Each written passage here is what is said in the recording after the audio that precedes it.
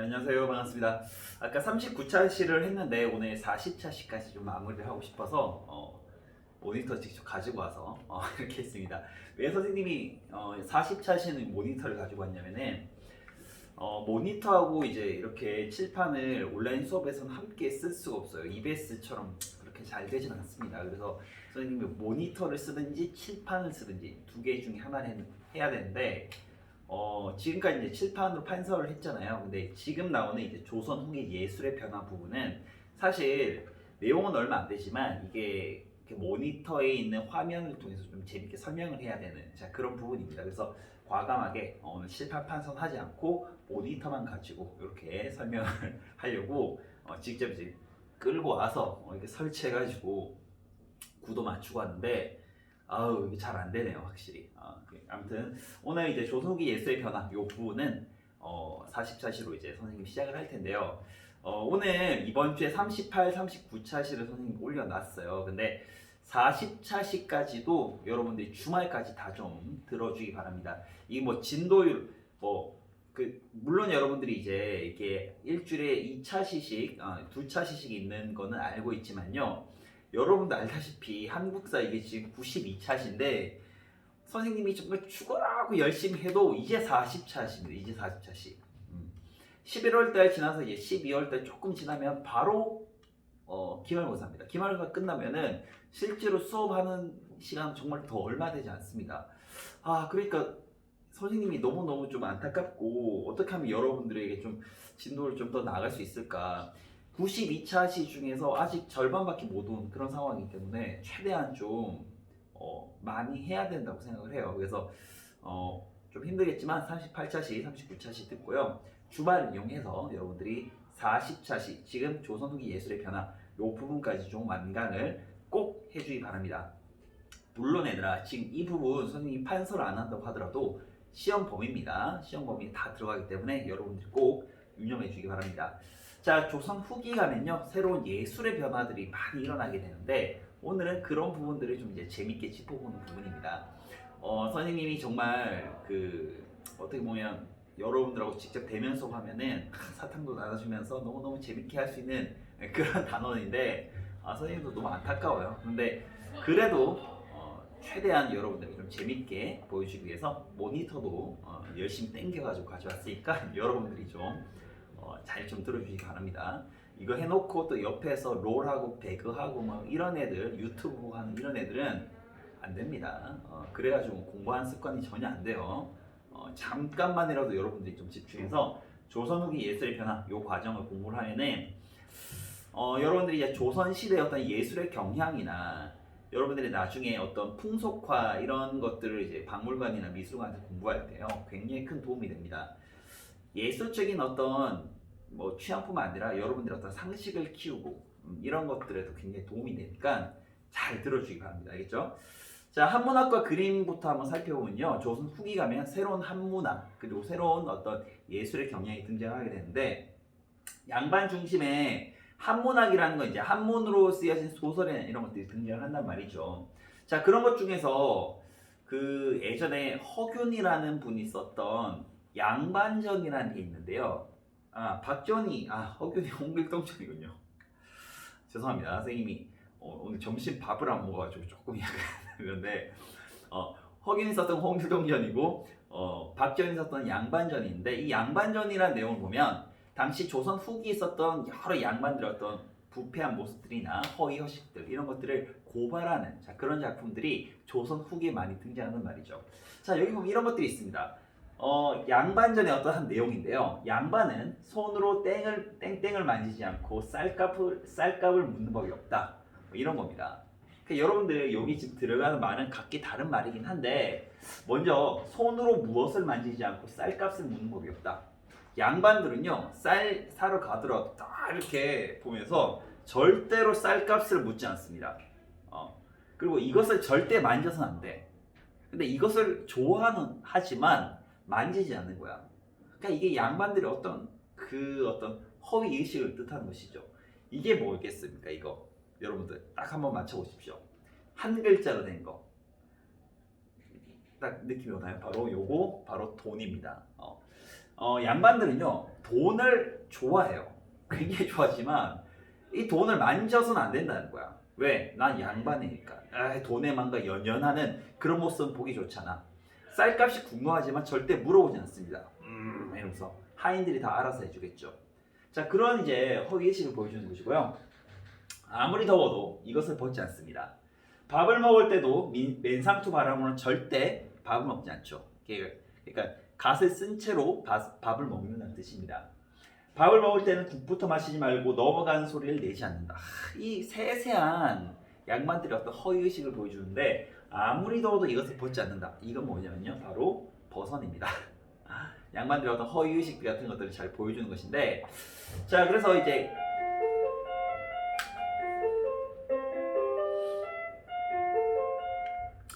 조선 후기에는 이렇게 양반들이 썼던 한문학 소설 속에서도 양반들의 허위의식을 비판하는 양반전 같은 것들이 등장했다는 것입니다. 자, 그리고 이건 이제 홍길동전의 내용인데요. 여러분들 아마 홍길동전을 많이 들어봤을 겁니다. 실제로 홍길동은요 조선 시대에 실제 인물이긴 해요. 근데 그 사람 산적입니다. 나쁜 인물로 등장을 하는 그런 인물인데 그 사람의 어떤 모티브를 가지고 와서 소설로 구현해낸 것이 바로 허균이라는 인물이었죠. 허균이 이 홍길동전을 쓰면서요, 그 홍길동이 왜 이제 그토록 어떻게 보면 좀 뭔가 조선이라는 사회에 좀 비판적일 수밖에 없었냐면 그 사람은 서자로 태어났거든요. 그래서 서자로 태어났기 때문에 아버지를 아버지라 부르지 못하고 형을 형이라 부르지 못하는, 자, 그런 상황이 놓여 있었던 겁니다. 온갖 도술과 신통력을 가지고 태어났던 이 홍길동마저도 결국 조선시대는 버림받을 수밖에 없었던 겁니다. 결국 홍길동은 어떻게 됩니까? 나중에 새로운 나라를 세우러 가죠. 그게 바로 율도국이라는 나라죠. 자, 그래서 홍길동전의 어떤 그런 모습들, 이런 것들은 나중에 그러니까 한글 소설로 만들어져서요 많은 사람들이 읽고, 당시에 책 대여점 같은 것들이 있었는데 그 책 대여점에서 홍길동전을 많이 이렇게 대여해서 보는, 자, 그런 경우도 있었다고 합니다. 또 다른 베스트셀러 소설로서, 한글 소설로서 뭐가 있었냐면 춘향전이 있었죠. 춘향이가 이몽룡과 사랑에 빠져서 결국 그 결실을 맺는다는 그런 내용인데, 사실상 여러분 혹시 그거 아나요? 춘향이의 신분, 어머니가 기생이잖아요. 그 기생이었던 어머니가 그 남원 고을의 사또랑 수령이랑 이렇게 낳은 자식이 바로 이 춘향이잖아요. 그럼 춘향이의 여러분 신분이 뭐겠습니까? 아버지가 사또고 어머니가 기생입니다. 신분은 뭘까요? 신분은 천민입니다. 천민이에요. 왜냐면 여러분 일천집천 있잖아요. 한 명이 천이면 그 자식도 천민입니다. 아버지가 양반이라 하더라도 어머니가 기생은 당시 조선시대 천민이었죠. 그러니까 천민 자식에서 태어났기 때문에 춘향이도 천민이거든. 관노였던 거예요, 사실은. 관노. 그러니까 그런 관노였던 춘향이가 뭐 이몽룡과 연애를 한다. 그리고 이몽룡과 결국 뭐 이렇게 변학되었던 그 타막에서 벗어나서 결국 뭐 암행어사 출두해가지고 양반이 된다. 이런 것은 실제로 가능할 수 있는 사회는 아니었어요. 그런데 당시 어떤 서민들의 꿈이었죠. 어떻게든 신분 상승을 하고 싶었던 그런 욕망, 자유연애에 대한 욕망, 사랑을 갈구하는 그런 욕망, 이런 것들이 이제 표현됐던 것이 춘향전이 아니었을까 생각을 하고, 실제로 이 춘향전의 어떤 모티브가 됐던 그런 인물이 남원 고을에 살고 있었다고도 합니다. 그런 것들 여러분들 좀 알아두도록 하고요. 자, 그 다음에 이런 것들, 이제 공연 문화도 많이 만들어졌는데요. 대표적인 공연 문화가 판소리, 미안합니다. 판소리랑 그리고 탈춤 같은 것들이 있었습니다. 거기 판소리랑 탈춤 안 나오니까 여러분들이 뭐 따로 기록을 좀 해뒀으면 좋겠어요. 판소리라는 것도 조선 후기, 거의 조선 말기에 가서 새롭게 등장한 공연 예술이라는 거죠. 여러분들 판소리라고 하면 어떻습니까? 여러분, 야, 판소리 한번 보러 가자 이러면, 아유, 그런 걸 왜 봐요? 막 이러면서 여러분 되게 좀 굉장히 막 뭔가 옛날 것이라고 생각하잖아요. 근데 이런 생각해 보셨어요, 여러분들? 지금 여러분들이 되게 좋아하는 뭐 BTS, 뭐 랩, 뭐 이런 것들 있잖아요. 래퍼 막 힙합 뭐 이런 것들도 나중에 100년이 지나잖아요. 그럼 그것도 마치 그 당시에 옛날의 어떤 그런 음악처럼 들려질 겁니다. 판소리라는 게 그 당시에는 굉장히 센세이션한, 지금을 치면은 정말 힙합처럼 너무나 새로운 장르로서의 그런 음악이었어요. 조선 말기에는 상상할 수 없는 그런 것이었죠. 그런데 지금 와서는 우리가 이제 마치 너무나 옛날 것이라고 생각을 하듯이 우리가 지금 듣는 음악도 나중에 100년, 150년 가면 마치 판소리처럼 그렇게 들려질 수도 있다는 그런 이야기입니다. 어떤 것이든 얘들아 처음부터 아주 오래된 것처럼 느껴지진 않았다는 것이죠. 판소리 중에 되게 유명한 게 뭐 흥부가라든가 춘향전이라든가 이런 것들이 있는데 여기 보면 우리나라 판소리 무형문화재 1호인 조통달이라는 분이 흥부가를 했거든요. 근데 흥부가 와 그 지금을 치면 랩으로 이렇게 완창을 하듯이 하는 거 있죠. 이렇게 막 다다다닥 쏘는 그 당시 전통적인 한국 랩이라고 생각하면 됩니다. 한국 랩. 선생님 그렇게 불러요. 실제로 랩에는 얘들아 박자와 운율감 그리고 그거 라임이 있잖아요. 라임. 이 세 가지를 다 갖췄어요. 조금 다른 점이 뭐냐면 랩은 보통 한 5분, 6분 정도 하면 한 곡 끝나잖아. 이건 한 3시간 걸립니다. 이게 대단합니다. 여러분들에게 보여주려고 조금 한 대목 가져왔는데 보기 바래요. 황소이고 누룽소이고 네가 나 찾아올 놈이야 이놈아. 너 지금 후냐? 우는 눈에다 뜨거운 오줌을 꽉 싸버려. 이 집이 두 집이야. 제 집을 싫어. 이 집 가서 들어가자. 놀보라 놈이 한테 들어갔다가 왔더니 너 이놈 내가 너한테 할 말이 있어 왔어 이놈아. 형님 무슨 말씀이시옵니까?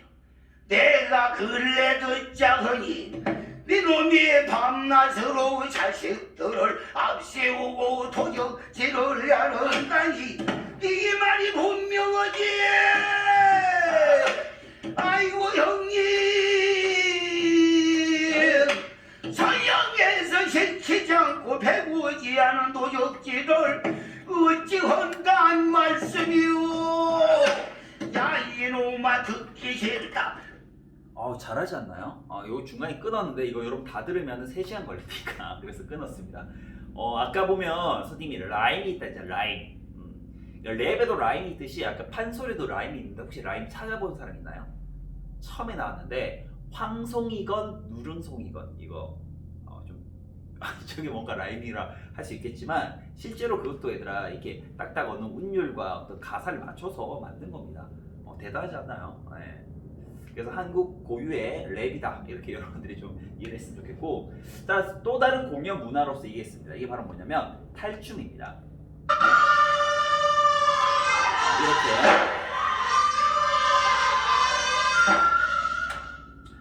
자 탈춤의 한 대목을 가지고 왔는데요. 여기 보이는 오른쪽에 조 사람이 새각시고 이 새각시를 꼬시는 불법의 어떤 승려입니다. 그러니까 이 승려도 되게 타락한 승려겠죠. 당시에 어떤 위선, 양반들의 위선에 이런 것들을 보여주는 것인데 탈춤은 그 당시 양반들의 어떤 모습을 비판하는 입장에서 만들어진 그런 공연이었어요. 이렇게 탈춤을 추는데 독특하게도 흰색과 빨간색의 어떤 탈이 있어. 여러분들 요거 좀 기억하면 좋은 게 탈춤 공연을 봤는데 흰색이 보이잖아요. 이 사람은 누구냐면 신분을 나타내는 겁니다. 신분이 뭐냐? 도련님, 양반이에요. 양반. 근데 양반인데 이 양반이 코가 삐뚤어지고 입이 삐뚤어집니다. 그러니까 이것은 곧 양반들의 어떤 위선 풍자하는 것이고, 이 양반들을 혼내주는 상민으로서 말뚝이라는 애가 나와서 양반들을 공격해요. 그를 통해서 이제 양반들의 위선을 비판하는 입장이죠. 자, 얘들아, 판소리하고 지금 보여준 탈춤이 있죠. 이것은 공통점이 있습니다. 이것은 따로 무대가 필요할까요? 무대가 필요 없을까요? 무대가 필요 없습니다. 어디서든지 공연할 수 있는 길거리 공연 문화의 효시라고 할 수 있죠. 우리 지역으로 치면 정말 버스킹 공연이라고 할 수 있습니다. 그런데 이런 버스킹 공연, 이런 길거리 공연을 도대체 이 사람들은 왜 했을까? 왜 했다기보다는 어떻게 할 수 있었을까요? 그러니까 누군가로부터 저들이 취미 활동이 아니라 어떤 전업적인 직업을 하려면 지원을 받고 돈을 받고 해야 되잖아요. 누구로부터 돈을 받았을까요? 그냥 이 공연을 하고 돈을 좀 달라고 하는 그런 형식이 아니라 누구로부터 공연의 어떤 의뢰를 받고 했던 것이거든요. 그게 누구냐면 당시 조선 후기에 등장했던 새로운 상인 계층이에요. 이 상인들이 옛날에 장시에 설 때마다 이 장시를 이곳 저곳을 옮겨 다니면서 했던 그런 공연입니다. 그래서 그들은 무대가에서가 아니라 장시를 옮겨 다녀야만 했기 때문에 판소리나 탈춤은 이렇게 길거리 공연처럼 이루어질 수밖에 없었다는 것이죠. 여러분들 그런 것들을 좀 살펴봤으면 좋겠고, 자, 그 다음에 그림을 한번 살펴볼게요. 조선 후기 가면요 풍속화라고 해서 당시 서민들의 양반들의 생활 모습을 이렇게 생생하게 들려주는, 생생하게 보여주는 그런 그림들이 등장을 하게 됩니다. 자, 가장 대표적인 두 명의 작가가 있습니다.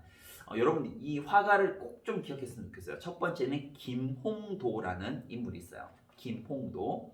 그리고 두 번째는 신윤복인데요. 우선 김홍도, 신윤복을 좀 비교하면서 어떤 차이점이 있는지를 좀 살펴볼게요. 둘 다 너무나 유명한 풍속 화가지만요. 김홍도는 여러분들이 아마 한 번쯤은 봤을 이러한 그림을 그렸던 그런 화가입니다. 정조로부터 굉장히 총애를 받았던 그런 화가이면서 서민들의 모습을 아주 생동감 있게 잘 그렸던 사람이 김홍도인데요. 지금 여러분들 이게 무슨 그림이었습니까? 네, 이거 바로 씨름의 어떤 한 장면이죠. 장터나 이런 곳에서 그 당시에 씨름을 이렇게 지금처럼 이렇게 경연을 했는데, 우리 지금 뭐 이렇게 프로야구 같은 거 보러 가면은 맥주 팔고 뭐 치킨 파는 그런 사람들이 그 당시에 이렇게 있었던 것이고, 당시에 이제 서민들이 이 씨름 구경을 하는 이 표정이나 각각의 자세나 이런 것들이 너무나 생동감 있게 잘 표현됩니다. 이게 너무나 재밌으니까 서로 이렇게 앞으로 가서 이렇게 보려는 모습들, 이런 구도나 이런 것들 보십시오. 이렇게 주인공이 있고 그들을 에워싼 이 구도가 굉장히 안정감 있게 만들어져 있죠. 이게 배경이 없더라도 이 사람들의 모습을 통해서 이것이 어딘가인지 여러분이 아마 다 추측이 가능한 이런 것들이 바로 김홍도 그림의 특징입니다. 배경은 없지만요, 그 당시의 어떤 그 인물들의 어떤 위치나 그림을 통해서 충분히 배경을 예측할 수 있고, 당시 주제는 주로 서민들을 대상으로 했다는 그런 특징이 있습니다. 자, 이렇게 굉장히 재밌는 그런 그림인데, 자 보십시오. 이 힘을 꽉 주면서 뭔가 이렇게 핏줄이 서고 여기 지금 표정이 이렇게 힘줄이 서고 하는 이런 모습들, 이런 모습들까지도 굉장히 잘 나타냈던 것이 김홍도입니다. 정말 천재 화가를 할 수 있는데요. 이 천재 화가가 했던 이 씨름이란 그림에 약간의 오게티가 있어요. 그게 뭐냐면은 그림 속에 있는 어떤 장면이 약간 오류가 있습니다. 여러분 여기서 한번 찾아볼 수 있을까요? 여기서 눈썰미 좋은 사람은 찾았을 건데, 요거예요. 여기 지금 손이 반대로 되어 있죠. 그러니까 이런 스타일의 그림이었다라고 여러분 알아두면 되겠고, 자, 여기는 지금 어디가 배경인지 알겠죠? 지금을 치면 학교, 그 당시엔 서당입니다. 이 서당에서 훈장님이 아마 뭐 숙제를 안 해왔거나 제대로 뭔가 천자만을 못 외웠던 학생을 와서 회초리치면서 얘는 막 찔찔짜면서 울고 있고, 그 옆에 있는 학생들은 그걸 또 귀엽다고 자기들 키득키득하면서 웃고 있는 그런 장면들을 아주 잘 나타내고 있죠. 여기 보면 알겠지만 훈장님의 벌겋게 상기된 얼굴, 눈물을 흘리는 아이의 모습, 이것을 또 즐겁게 바라보는 이 아이들의 모습, 이런 것들을 그렸던 것이죠. 이게 조선 후기가 아니면 그 전에는 전혀 등장하지 않았습니다. 이게 아무도 관심이 없었던 이 서당의 어떤 풍경을 그 당시에 어떤 천재 화가였던 김홍도는 이렇게 생동감 있는 모습으로 그림을 그렸다는 것입니다. 자, 이거는 뭔지 알겠나요? 위치? 여기 바로 빨래터라는 그림인데요. 빨래터 예전에, 지금은 뭐 세탁기도 돌리고 하지만 옛날엔 시내가에서 서로 이렇게 빨래를 하곤 했습니다. 빨래 방망이로 막 쳐서 때를 빼는 그 당시 아낙네들의 모습이에요. 근데 빨래를 하는 와중에 이렇게 애기도 업고 와서 머리도 빗고, 그 당시 어떻게 보면 어떤 아주머니들의 어떤 모임 장소, 그런 회합 장소이기도 했던 곳이 바로 빨래터였던 것 같아요. 근데 여기 재밌는 것은 뭐냐? 바로 이겁니다. 숨은 사람이 있었습니다. 바로 누구냐면 바로 이 인물입니다. 이 사람이 빨래터에서 빨래를 하고 있는 아낙네들의 어떤 속살을 훔쳐보고 있습니다. 이 사람이 얘들아 신분이 뭘 것 같아요? 신분. 딱 봐야겠지만 신분은 바로 양반입니다. 양반인데요, 부끄러움 없이, 그러니까 부끄러운 줄 자기도 알지만 그런 것들 보는 거죠. 조선 후기에 양반들의 위선적인 모습 있죠. 나는 뭐 여자는 뭐 가까이 하잖아, 이렇게 하면서도 그 여자를 훔쳐보는 양반들의 어떤 심리, 위선, 이런 것들을 잘 풍자했던 것도 바로 김홍도였던 것이죠. 자, 그런데 신윤복이라는 화가는요, 김홍도보다 나이는 조금 어리지만 어느 드라마에서는 마치 신윤복이 여자였던 것처럼 나오지만 아니고 남자였는데, 이 신윤복은 조금 다르게 좀 여성스러운 그림, 그리고 양반을 대상으로 하는 풍자의 그림을 많이 그렸던 것이 바로 신윤복이에요.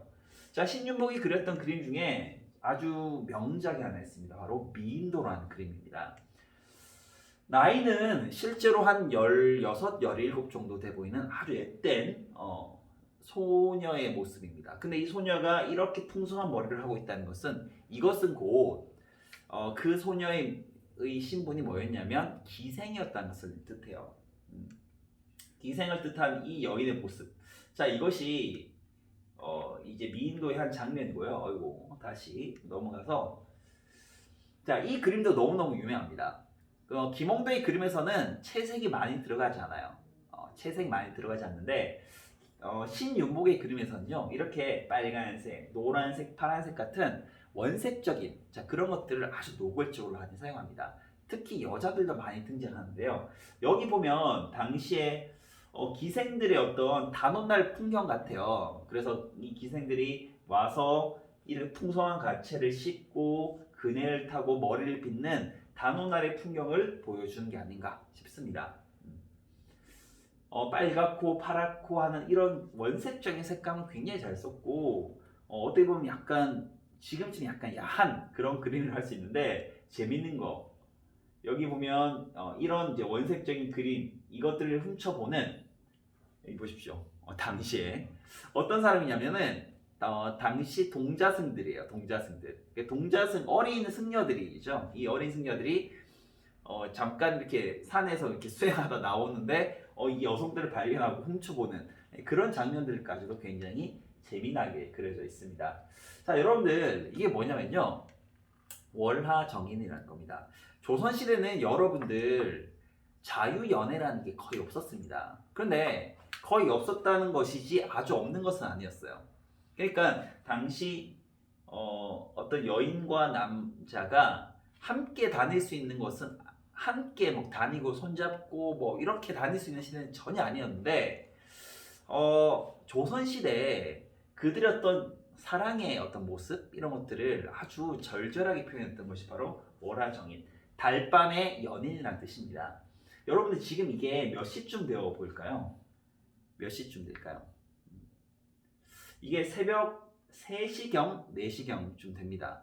요게 달이 거의 저물어가는 그런 모습을 나타내는데요. 자, 요때 남녀, 그러니까 시간으로 따지면 거의 1시에서 3시경 정도 되는 아주 늦은 밤이죠. 이 늦은 밤에 이 두 명의 어떤 젊은 남녀가 담벼락 밑에서 이렇게 있다. 이게 조선시대로서는 정말로 파격적인 것이었거든요. 그러니까 이렇게 있는 이들의 마음을 어떻게 표현을 했냐면, 이렇게 그림이 나와 있습니다. 달빛이 침침한 가운데 두 사람의 마음은 두 사람만 아네, 이렇게 써 있는 거죠. 그 당시에 두 사람의 어떤 애틋한 마음을 그림 속에 담은 어떤, 우리가 물론 조선시대는 우리가 이렇게 자유롭게 연애를 했던 그런 시기는 아니었지만, 사랑의 마음은 누구나 있었기 때문에 그 사랑을 표현하는 연인들도 분명히 이렇게 존재했었다라는 것을 우리는 또 그림을 통해서 알 수 있으니까 굉장히 보기가 좋겠죠. 자, 이거는 조금 노골적인 그림인데, 이분이 이 여자를 이렇게 딱 이렇게 끌어안고 있죠. 이게 스킨십이 좀 수위가 진하죠. 그런데 이분 한번 보십시오. 시간은 아까보다 훨씬 더 이른 시간이에요. 한 9시쯤 됐나요? 달이 한 밑에 걸려있는, 자, 이런 시간인데, 이 남정네가 이 여자를 이렇게 끌어안고 있는 모습이잖아. 근데 이 남자의 정체가 뭐냐? 이 사람이 짚고 있는 이거 있죠. 이게 지금 오라라고 하는 건데요. 이게 뭐냐면 당시에 군관들이 썼던 거예요. 군관이라는 게 뭐냐면 도성 내에서 사람들이 막 밤늦게 지나다니고 이런 것들을 못하게 하고 하는, 지금 보시면 경찰이에요. 경찰, 무관직이라고 할 수 있습니다. 그러니까 경찰이 이런 걸 못하게 해야 되는 경찰이 오히려 이제 여자를 이렇게 끌어안고 막 스킨십을 하는 이런 모습을 보여주면서 이제 비판을 하는 것인데, 여기서 조금 더 이제 충격적인 약간의 반전이 있습니다. 이게 뭐냐? 이 월화 밀회라고 하는, 그러니까 달밤 아래 이렇게 서로 밀회하는 이 장면 속에 어떤 숨은 비밀이 있냐면요, 이 둘의 모습을 지켜보는 사람이 있었던 거죠. 바로 이 여인. 이게 선생님 정말 충격이었어. 우리 지금을 치면 뭔가 막장 드라마 같은 그런 삘이 나오는데, 이 여인이 두 사람을 쳐다보고 있습니다. 이 두 사람과 이 여인은 어떤 관계였을까요? 이 여인이 이 사람을 사모하는 사람일 수도 있고, 또는 아내일 수도 있고요. 또는 뭐 이 두 사람의 미래를 지켜보면서 뭔가 이렇게 그들을 이렇게 뭔가 이렇게 애틋한 마음으로 바라보는 그런 사람일 수도 있겠죠.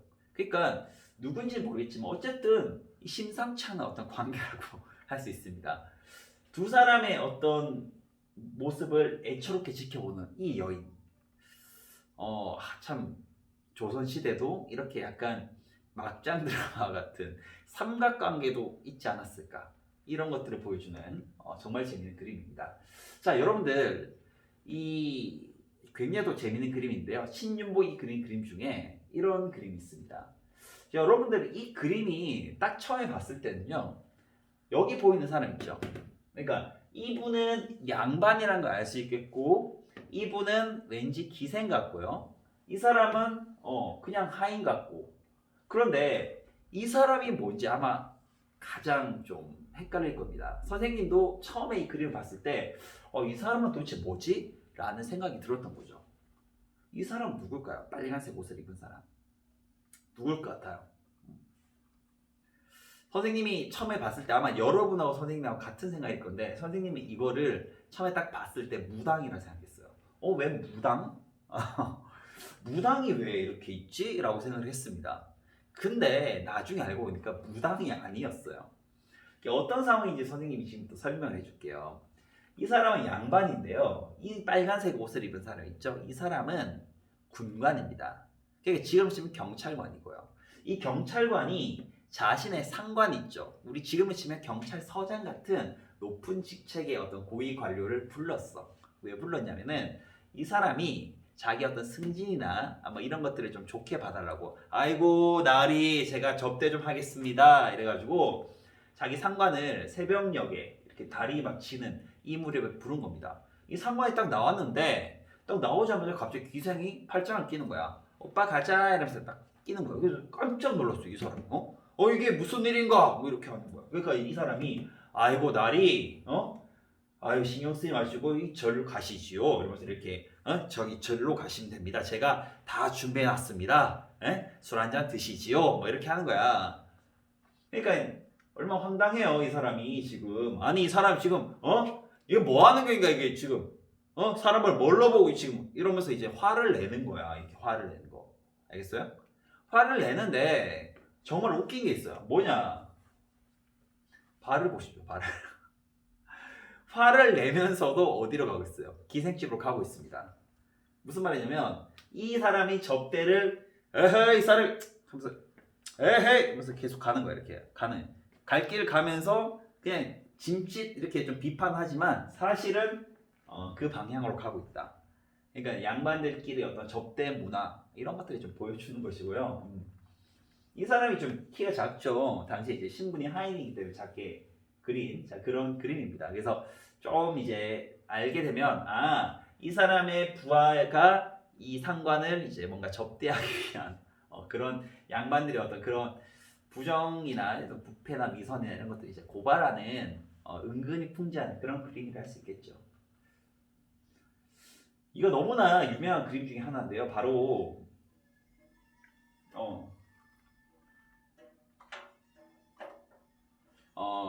걔가 이렇게 칼로 춤을 추는 거죠. 그래서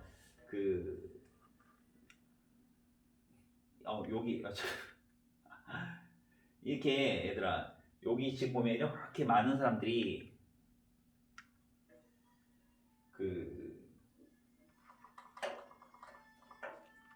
풍악을 막 울리면서 춤을 추는 모습입니다. 싸우는 게 아니라요, 칼로 추는 칼춤의 장면을 나타내고 있습니다. 정말 역동적으로 춤을 추는 이 그림의 배경이 되는 곳은 기생집입니다. 근데 이 기생집에서 제일 중요한 자리에 앉아있는 이 사람이 지금 주인공이에요. 이 사람이 높은 어떤 담뱃대를 물고 정말 재미있게 보고 있죠. 그리고 그 옆에 어떤 우리 지금으로 치면은 뭐 사장님, 부장님, 말단 직원 이렇게 볼 수 있겠는데 이 사람 옆에서 이제 막 거들면서 아이고 재미 좋으시죠? 이렇게 하고 있고 그 옆에 있는 말단 사원 같은 이 경우에는 갓 들어온 어떤 신입사원 관리를 하고 있는데 내가 여기 왜 있나 이런 생각이 들어있고 지금 보이는 이 사람은 우리 지금으로 치면 이제 어떤 주점의 웨이터 조무원 같은 사람인데 담뱃대를 들고 있다가 어이 이러면 이제 담뱃대를 붙여주는 그런 입장이죠. 자, 이 그림에서 제일 또 좀 특이한 게 뭐냐면은 바로 이 사람이에요. 기생 옆에 있는 이 사람이 정체는 뭘까요, 여러분? 굉장히 궁금했어요, 예전에. 아니, 다 역할이 있는데 이 사람 뭘까? 이 사람은요, 지금 뭐냐면은 이 사람은 상인입니다. 그러니까 이런 큰 접대 자리에 누군가 돈을 내야 되잖아. 그 돈을 내고 이 접대를 하는, 공연을 하는 기획했던 사람이 상인이에요. 그러니까 상인이 관리들을 불러서 좀 잘 봐달라는 의미에서 이렇게 돈주머니를 차고 앉아 있는 겁니다. 그 모습을 나타낸 것이라고 할 수 있죠. 자, 이것도 이제 그 당시 양반들의 어떤 접대 문화 이런 것들을 이렇게 보여주는 곳이고요. 자, 그 다음에 거기 밑에 보면 우리나라 산천 사실적으로 표현한 자, 그런 그림들이 등장을 하게 된다고 했는데 이걸 뭐라고 하냐면은 진경산수화라고 합니다. 진경산수화라고 적으면 됩니다. 자, 산수화라는 것은 풍경화이고요. 진경은 진짜 경치를 그린 풍경화라는 겁니다. 근데 여러분들 생각해보면 산수화라는 게 풍경화인데 풍경화는 당연히 풍경으로 그린 거지 왜 거기다가 하필이 진경이란 말이 붙을까? 라고 의문을 가질 수도 있습니다. 왜냐면은 아니 풍경화 그죠? 풍경은 당연히 풍경으로 그린 건데 보고 그린 건데 왜 진경이 붙을까? 왜 진짜 경치란 말이 붙냐면은 그 전에 산수화는 진짜 경치가 아니었기 때문이에요. 뭐냐? 그 전에 산수화들은 전부 다 상상을 통해서 그려진 그림입니다. 실제. 근데 실제로 보고 그린 그림은 진경산수화라고 해서 이제 그러니까 거기 보면 정선이라는 사람이 그린 그런 그림들이 이제 등장을 하면서 그때부터 이제 시작이 된 것이죠. 그래서 이게 바로 인왕제색도라고 하는 건데 인왕산의 그림을 그린 건데 안개가 끼어진 그런 모습을 먹으로 아주 잘 표현을 했고요. 자, 그 다음에 이거는 바로 금강전도라는 그림입니다. 이것도 실제로 금강산에 가서 금강산의 여러 봉우리들을 실제로 그린 그림이죠. 그전에는 전부 다 상상을 통해 그렸기 때문에 이런 것 자체가 이 조선 후기에는 새로운 문화적인 예술의 경향이었다라고 생각을 하면 되겠습니다.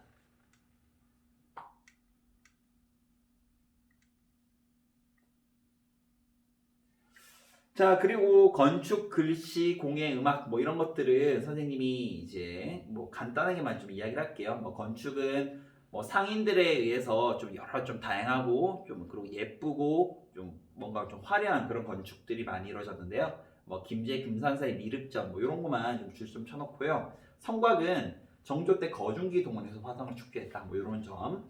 그리고 글씨 김정희라는 분이 중국을 모방하지 않은 독자적인 어떤 서체를 만들게 됐는데 그게 바로 추사체라고 이야기합니다. 거기 적어볼게요. 추사체. 추사는 김정희의 호입니다. 김정희가 나중에 그 금서학자로서 실학자였는데요. 굉장히 이제 크게 어떤 그 권세를 누리고 있다가 나중에 권모술수에 의해서 결국 낙향을 하고 귀향을 하게 됩니다. 귀향을 어디 가냐면 여기로 가요. 여기 어디냐면 제주도입니다. 제주도에 가서 있는데 정말 찾아온 사람이 단 한 명도 없는 겁니다. 단 한 명도 찾아오지 않고 그곳에 정말 쓸쓸하게 노년을 보냈죠. 그때 선생님 갑자기 생각이 안 나는데 자기가 조금 업신여겼던 친구가 그 어려운 제주도의 바닷길을 건너서 왔습니다. 그리고 선물을 들고 왔어요. 김정희가 좋아하는 책들을 중국에서 구해가지고 다 갖다 주는 겁니다. 몇 년 만에 가족도 못 본 그런 지인들 중에서 오직 자기가 별로 그렇게 아끼지 않았던 그 사람이 자기를 찾아와 준 것에 대해서 이 김정희는 너무너무 기뻤습니다. 그 고마움을 어떻게 표현할 수 없었어요. 김정희가 가지고 있는 것은 아무것도 없었으니까. 그때 김정희가 그 친구에게 혹시 종이가 있느냐라고 물어보고 친구가 종이를 탁 펼치니까 내 가진 것은 없지만 자네에게 이것을 그려주겠네 라고 하면서 그림을 착착착 그리기 시작합니다. 그렇게 완성된 그림이 바로 세한도라는 그림이에요. 여러분들 이거 별거 아닌 그림 같지만 이 그림 속에는 정말 이 김정희의 사상과 그 당시 마음, 이 모든 것들이 녹아들었기 때문에 이것이 지금의 국보가 됐습니다. 왜냐면은 하얗게 눈덮인 그 당시 김정희가 살았던 제주도의 황량한 땅을 나타내는데 그곳에 있는 이 집은 김정희가 홀로 사는 그런 집이겠죠. 너무나 쓸쓸하고 초라한 이 집 가운데 모두 다, 그러니까 눈이 오는 이 겨울에 모두 다 잎이 다 져버린 그곳에 소나무와 전나무만 딱 덩그러니 두 그루가 있습니다. 그러니까 이 소나무와 전나무는 곧 이 김정희 집을 지켜주는 사철 푸른 나무들이잖아요. 그것은 곧 자신을 찾아온 이 친구에 대한 고마움, 친구에 대한 의리를 상징하는 거지. 내가 이렇게 어려운 환경에서도 자네만이 날 찾아왔구만. 고맙네. 자네는 나를 지켜준 이러한 나무와 같네. 라는 모습을 나타내는 겁니다. 그러니까 여러분들이 어려운 친구들에게 오히려 잘해줄 때 그 마음이 담아서 이렇게 멋진 그림이 그려졌고 이게 지금까지 와서 정말 대단한 작품으로서 이름을 날리게 됐으니까 정말 의미가 있다고 하지 않을 수 없겠죠. 그죠? 여기까지 하면 이제 여러분들 보고 공예 거기 보면 뭐 백자, 청아백자 이런 것들 주말 좀 쳐놓고요. 그 다음에 음악에는 뭐 민요 뭐 이런 것들 주말 좀 쳐놓고 여러분들이 조선 후기 예술의 변화는 조금 이렇게 좀 빨리 마무리가 된 겁니다. 알겠죠? 여러분들 아까 말했지만 요번 주까지 주말까지 해서 38차시, 39차시, 40차시까지 꼭 완강을 좀 해주기 바랍니다. 선생님이 진도가 조금 급하고 다음 시간에 이제 등교를 하면 바로 한국사 역사수행평가 토론을 시작해야 되기 때문에 보통 2차시 또는 3차시 이렇게 한 주마다 이렇게 올려놓도록 하겠습니다. 여러분들이 꼭 좀 잘 해줬으면 좋겠어요. 많이 온라인 클래스로 이렇게 선생님이 수업을 하고 하니까 여러분들도 참 많이 힘들 것 같아요. 선생님도 쉬운 건 아니야. 끌고 와서 이렇게 혼자 얘들아 죽겠려고 하면은 안 됩니다. 지금 선생님을 바라보는 건 여러분 눈이지만 선생님은 지금 저 갤럭시 노트 20을 보고 있거든. 저 카메라를 보고 얘기하는 게 선생님 처음에 좀 적응이 안 되는데 이제 좀 적응이 돼요. 여러분들의 어떤 그런 눈빛이라고 생각을 하고 지금 바라보고 있습니다. 아무튼 여러분들 좀 열심히 해주고요. 추운 겨울인데 좀 많이 날씨가 쌀쌀해졌습니다. 어디 밖에 나가지 말고 집에서 뜨뜻하게 보일러 틀어놓고 한숨 자다가 이거 틀어놓고 자면 안 돼요. 이거 틀어놓고 자면 안 되고 한숨 자다가 좀 일어나서 공부도 좀 하고 준비 잘해서 했으면 좋겠습니다. 그리고 또 역사 토론할 때 여러분들 준비 잘해서 꼭 한번 토론한 노려보는 거 잊지 말고요. 알겠죠? 자, 수고했습니다.